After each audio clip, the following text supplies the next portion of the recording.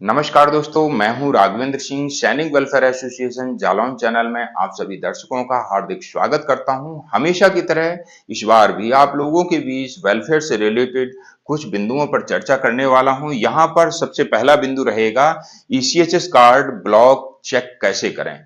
हालांकि इसके बारे में मैं एक विस्तार पूर्वक वीडियो लाने वाला हूं। शायद अगला वीडियो मेरा इसी पर होगा। ईसीएचएस कार्ड को कैसे आप वेबसाइट पर जाकर के अपने कार्ड की ब्लॉक डिटेल चेक कर सकते हैं, कब एनुअल इनकम सर्टिफिकेट आपको जमा करना है, वो सारी जानकारी से रिलेटेड एक मैं आपको विस्तार पूर्वक वीडियो लाऊंगा और उसे देख करके आप स्वयं घर बैठे अपना ईसीएचएस कार्ड को ब्लॉक होने से बचा सकते हैं। दूसरा बिंदु रहेगा मार्च की पेंशन का मैसेज 60% डीए डीआर के हिसाब से। तीसरा प्रश्न है बैंक को 18th मंथ डीए एरियर भुगतान शुरू करने के आदेश दे दिए गए हैं। चौथा है कम्यूटेशन 15 साल ही क्यों क्यों नहीं घटा करके 12 साल किया जा रहा है। पांचवा प्रश्न है स्कॉलरशिप। सभी रक्षा पेंशनर्स हर साल अपने बच्चों के लिए स्कॉलरशिप के लिए आवेदन करते हैं। वो आवेदन 1 अप्रैल 2026 से शुरू हो रहे हैं। इसकी विस्तार पूर्वक चर्चा आगे वीडियो में करूंगा। मार्च की पेंशन 6 या 7 अप्रैल को रक्षा पेंशनर्स के खाते में क्रेडिट की जाएगी। आपको दिखाऊंगा कि क्यों इस बार पेंशन में देरी हो रही है। पहला प्रश्न है ईसीएचएस कार्ड ब्लॉक होने से कैसे बचाएं, चेक करें। ईसीएचएस की एक वेबसाइट है जिस पर आपको विजिट करना होगा। वहां पर जाने के बाद में आपको आपका कार्ड की वैलिडिटी कब तक है, कब आपको एनुअल इनकम सर्टिफिकेट अपलोड करना है, वो सारी डिटेल दी रहती है। माता पिता के जिनके माता पिता के ईसीएचएस कार्ड बने हुए हैं, इलाज करवाते हैं, हर साल उनके माता पिता के नाम से इनकम सर्टिफिकेट बनवा करके ये ईसीएचएस की वेबसाइट पर अपलोड करना होता है। और यदि आपने इसमें देरी कर दी तो ये समझिएगा आपका कार्ड हमेशा के लिए ब्लॉक कर दिया जाएगा और ब्लॉक होने के बाद में दोबारा बनवाने में आपको बहुत ही मुसीबत आएगी। इसलिए ब्लॉक होने से पहले ही ये कदम आप उठा लीजिएगा। ईसीएचएस की वेबसाइट पर बहुत से रक्षा पेंशनर्स भूल जाते हैं समय के साथ साथ कि कब उनको इनकम सर्टिफिकेट अपलोड करना है। तो गूगल पर जाइएगा, अपने मोबाइल से सर्च कीजिएगा और ईसीएचएस की इस वेबसाइट जिसे आप स्क्रीन के माध्यम से देख रहे हैं, इस पर विजिट करिएगा।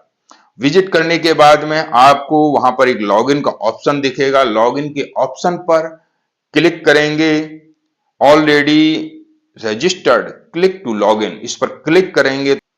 आपसे यहां पर आपका मोबाइल नंबर प्लस पासवर्ड पूछा जाएगा और यहां पर मोबाइल नंबर और पासवर्ड डालते हुए कैप्चा डालिएगा और लॉगिन करिएगा। लॉगिन करने के पश्चात में इस प्रकार से आपके सामने डिटेल निकल करके आएगी जिसे आप अपनी स्क्रीन के माध्यम से देख रहे हैं। यहां पर आपके जितने भी डिपेंडेंट्स हैं, स्वयं आप और आपकी फैमिली, इसके अलावा जितने भी डिपेंडेंट हैं उन सभी के नाम, उनके सभी के कार्ड की वैलिडिटी कब तक है वो यहां पर लिखा रहता है और कार्ड का स्टेटस भी लिखा रहता है कि आपका कार्ड अभी सक्रिय है या फिर ब्लॉक हो चुका है। वो सारी चीजें इसमें दी रहती हैं। आप देखिएगा वैलिड टिल में आप देखेंगे तो सबसे नीचे वाले दो लाइनों में आप देखेंगे कि 7/5/2026 यानी कि 7 मई 2026 तक इनकी माताजी का जो कार्ड है वो वैलिड रहेगा और इसके बाद में इसे ब्लॉक कर दिया जाएगा अगर इन्होंने समय से नहीं इनकम सर्टिफिकेट अपलोड किया तो। इसके अलावा इनके पिता का जो कार्ड है वो देखिएगा 20 अगस्त 2026 तक ये वैलिड रहेगा। इसके बाद में इसको भी ब्लॉक कर दिया जाएगा यदि इनकम सर्टिफिकेट समय से जमा नहीं हुआ तो। इसलिए ध्यान अवश्य रखिएगा और समय से इनकम सर्टिफिकेट को ईसीएचएस की वेबसाइट पर अपलोड कर दीजिएगा ताकि आपको किसी भी प्रकार की असुविधा ना हो। दूसरा है मार्च की पेंशन का मैसेज 60% डीए डीआर के हिसाब से। जैसा कि आपने अलग अलग सोशल मीडिया प्लेटफॉर्म से लगातार ये 1 महीने से चल रहा था, सुना होगा कि मार्च महीने की पेंशन बढ़े हुए डीए डीआर के हिसाब से कैलकुलेट होके आएगी, जो कि नहीं आई। अब नहीं आई, इसका क्लियर कैसे करेंगे? आप अपनी स्क्रीन के माध्यम से देखेंगे एक मैसेज ये आया है, इसी महीने का मैसेज है, मार्च की पेंशन का मैसेज है। लिखा है 30,293 toward monthly pension, pension will be credit in your account 1 अप्रैल 2026। एक तो मैसेज ये रहा। दूसरा मैसेज आप अपनी स्क्रीन के माध्यम से देखिएगा, 31 दिसंबर 2025 का ये मैसेज है। इसमें भी 30,293 ही क्रेडिट की गई है, यानी कि दिसंबर में भी 30,293 और 1 अप्रैल 2026 को जो पेंशन क्रेडिट होने वाली है वो भी 30,293, यानी कि आपका जो अभी तक पेंशन आ रहा है, मार्च के महीने की जो पेंशन आ रही है, अब क्यों आ रही है ये? इसलिए आ रही है क्योंकि सरकार के द्वारा अभी तक डीए-डीआर के संबंध में कोई अनाउंस नहीं किया गया है। जब इसे बजट के दौरान अनाउंस कर दिया जाएगा तब जाकर के इसमें आपका इंप्लीमेंट होगा, और ये अनाउंस लगभग अप्रैल के मिड तक होगा या फर्स्ट वीक में हो जाएगा, और अगर नहीं होता है, थोड़ा बहुत डिले होता है, तो ये मान लीजिएगा कि अप्रैल में ये अनाउंस हो जाएगा, और अप्रैल के महीने में ही आपको डीए-डीआर का जो एरियर है जनवरी से लेकर के मार्च तक का वो आपके खाते में क्रेडिट कर दिया जाएगा, और जो अप्रैल महीने की पेंशन आएगी वो आपको 60% डीए-डीआर के हिसाब से आने वाली है। यहाँ पर मैंने आपको दोनों ही मैसेज दिखाए हैं, मार्च 2026 का और दिसंबर 2025 का। इसके अलावा एक मैसेज बहुत ही वायरल हो रहा है, बैंक को 18 महीने डीए-डीआर एरियर भुगतान शुरू करने के आदेश दे दिए गए हैं, और ये कहा जा रहा है कि अगस्त 2026 तक 18 महीने के डीए-डीआर का एरियर का भुगतान कर दिया जाएगा। जबकि ये बिल्कुल ही भ्रामक जानकारी है। ऐसी अभी तक कोई आधिकारिक लेटर जारी नहीं हुआ है, ना ही सरकार के द्वारा ऐसी कोई बात कही गई है। तो इसके चक्कर में बिल्कुल मत आइएगा। मैंने अपने पिछले कई वीडियो में आप लोगों को इसकी पूरी डिटेल बताई है कि क्यों नहीं ये 18 महीने का डीए-डीआर आपको जो इसका एरियर बनता है वो आपको मिलेगा। सरकार के एक मंत्री के द्वारा जब ये इसका जवाब दे दिया जाता है तो उसके बाद में फिर आप इसकी उम्मीद उन सोशल मीडिया प्लेटफॉर्म के सहारे क्यों लगा रहे हैं? अगर उम्मीद ही लगाना है तो सरकार से लगाइएगा, आप सरकार से इसकी लड़ाई लड़िएगा, कोर्ट केस करिएगा, तो हो सकता है कि कुछ आपको उम्मीद हो। चौथा पॉइंट है कम्यूटेशन 15 साल क्यों? जी हाँ, आप बिल्कुल सही सुन रहे हैं, 15 साल क्यों? कम्यूटेशन, जैसा कि हमारे सभी रक्षा पेंशनर्स बार बार मुझे व्हाट्सएप पर एक मैसेज भेजते हैं जिसमें यह बात कही गई है कि कम्यूटेशन की अवधि को घटा करके 11 साल या 10 साल 8 महीने कर दिया गया है। मैं आप लोगों को बता दूं, 1 साल पहले ये न्यूज बहुत चली थी और उसी में कई लोगों ने अपने व्हाट्सएप से ये मैसेज एक दूसरे को भेजे थे, परंतु उस समय सिर्फ प्रपोजल था ये, ना कि इस पे ये निर्णय आया था। अभी तक आज की डेट के मुताबिक आपका जो कम्यूटेशन है वो 15 सालों तक ही काटा जाएगा और 15 सालों तक कटने के बाद ही इसकी रिकवरी बंद होगी। सैनिक वेलफेयर और केंद्रीय कर्मचारी यूनियन इसे 12 साल करने की मांग कर रही हैं ताकि कर्मचारियों के 3 साल के अतिरिक्त भुगतान से राहत मिल सके। हाई कोर्ट और सुप्रीम कोर्ट का रुख आपको बता देते हैं। पंजाब और हरियाणा हाई कोर्ट ने पहले कुछ मामलों में 12 साल बाद रिकवरी पर रोक लगाई थी, लेकिन बाद में 15 साल की अवधि को ही सही ठहराया। क्यों सही ठहराया? क्योंकि रिटायरमेंट के समय जो पेंशनर्स ने कम्यूटेशन पर हस्ताक्षर किए हैं उसकी नियम एवं शर्तों को पढ़ करके इसलिए सही ठहराया कि ये कम्यूटेशन आप पर थोपा नहीं किया है। आपको ये जानकारी थी कि कम्यूटेशन 15 सालों तक काटा जाएगा और इस ब्याज दर के हिसाब से काटा जाएगा, और फिर भी आपने उन नियम एवं शर्तों को पढ़ते हुए हस्ताक्षर करते हुए इस कम्यूटेशन को लिया है। ये आपकी स्वेच्छा से लिया गया है, ना कि आप पे थोपा गया है, इसलिए ये कम्यूटेशन अब 15 सालों तक ही कटेगा।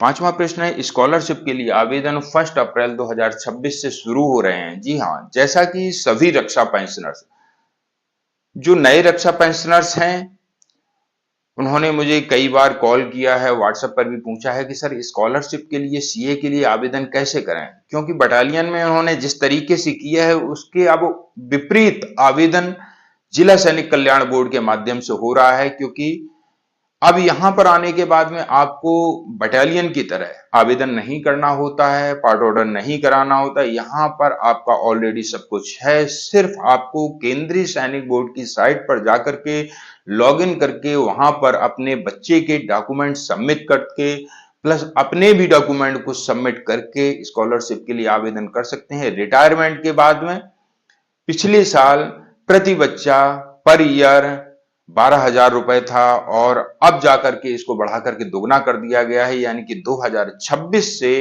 ये पैसा प्रति बच्चे के हिसाब से आपको 24,000 रुपए पर ईयर मिलेगा। इसलिए देरी बिल्कुल ना करें, जितनी जल्दी आवेदन करेंगे उतनी जल्दी आपका पैसा आपके खाते में क्रेडिट होगा। केंद्रीय सैनिक बोर्ड की साइट पर, जिसे आप अपनी स्क्रीन के माध्यम से देख रहे हैं, इस पर जाकर के लॉगिन करिएगा और वहां पर स्वयं भी आप इसके लिए आवेदन कर सकते हैं। यदि कोई समस्या आए तो किसी कंप्यूटर कैफे का भी सहारा ले सकते हैं। छठवां मैसेज है, मार्च की पेंशन 6-7 अप्रैल को क्रेडिट की जाएगी। अब भैया ये क्या आ गया? स्पर्श के द्वारा एक मैसेज दिया गया था कि इस बार जो मार्च की पेंशन है वो 1 अप्रैल 2026 को सभी रक्षा पेंशनर्स की खाते में क्रेडिट कर दी जाएगी, परंतु एक व्हाट्सएप पर एक मैसेज वायरल हो रहा है। Dear pensioners, please note that pension will not be credited on 31st March 2026 due to financial year closing day। 31 मार्च को आपकी पेंशन इसलिए क्रेडिट नहीं हो पाएगी क्योंकि फाइनेंशियल ईयर का क्लोजिंग डे है। 1 and 2 April 2026 have been declared as non banking days. March closing होने के कारण ईयर का जो फाइनेंशियल वित्त वर्ष का जो पहला और दूसरा दिन है 1 एंड 2 अप्रैल, उस दिन भी नॉन बैंकिंग डेज रहेगा, जिसके कारण से आपकी पेंशन क्रेडिट नहीं हो पाएगी। 3 अप्रैल 2026 इज गुड फ्राइडे। 3 अप्रैल को गुड फ्राइडे है, छुट्टी रहेगी, which is also a holiday, जिस कारण से उस दिन भी आपकी पेंशन क्रेडिट नहीं हो पाएगी। Therefore, pension credit cannot be expected on 4th April 2026 as it's Saturday and CDA will not be working in case of any delay on that day. Please note that 5th April 2026 is a Sunday. So the pension may be credited on 6th or 7th April 2026. All pensioners are advised to keep sufficient fund to manage expenses until 7th अप्रैल 2026।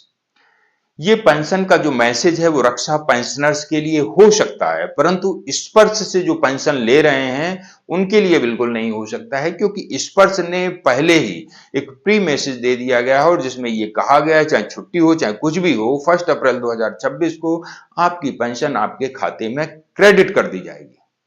भले ही आप इसे ना निकाल पाए क्योंकि working days होने के कारण बैंक बंद रहेंगे, एटीएम भी हो सकता है बाधित रहें, परंतु जो आपकी पेंशन है वो 1 अप्रैल को ही क्रेडिट की जाएगी।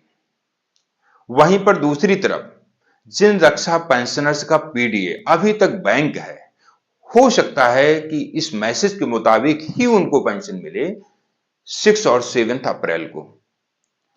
कुछ एक रक्षा पेंशनर जो बैंक के माध्यम से या ट्रेजरी से पेंशन ले रहे हैं उनके लिए ये मैसेज हो सकता है, परंतु अधिकतर को लगभग 95% पेंशनर्स को स्पर्श के द्वारा पेंशन दी जा रही है और ये पेंशन 1 अप्रैल 2026 को उनके खाते में क्रेडिट की जाएगी। एक और इमेज आप देखिएगा, इसमें दिखाया गया है केंद्रीय कर्मचारियों की महंगाई भत्ते में 4% की बढ़ोतरी। इसको लेकर के आप क्या कहेंगे? एआईसीपीएन के आंकड़े जारी हो चुके हैं, मैंने भी आप लोगों को बता दिया और अन्य सोशल मीडिया प्लेटफॉर्म से भी 60% की बात कही जा रही है कि जो हमारा डीएडीआर है वो 60% इस बार हो सकता है, परंतु यहां पर एक मैसेज ने सबको चौंका दिया जिसमें कहा गया है कि महंगाई भत्ते में 4% की वृद्धि होगी। कमेंट्स करिएगा, बताइएगा, अगले वीडियो में इसका भी स्पष्टीकरण आप लोगों के बीच लेकर के आऊंगा। ऐसे बहुत से मैसेज आप लोगों के मोबाइल में आते रहते होंगे, जो से मैसेजों से सावधान रहिएगा, सतर्क रहिएगा। अगले वीडियो में पुनः नई जानकारी के साथ फिर मिलूंगा, तब तक के लिए जय हिंद, जय भारत।